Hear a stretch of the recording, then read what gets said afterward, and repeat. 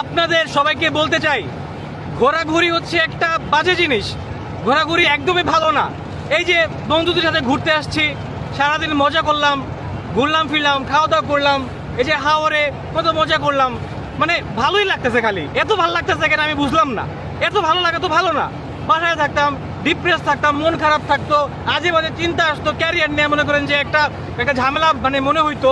বাসায় থাকলে বাপ মা চিল্লাচিল্লি করতো যে সারাদিন বাসায় থাকোসকে, মানে ঝামেলাই ঝামেলা, বুঝছেন? ওইটা ভালো ছিল, তাই না?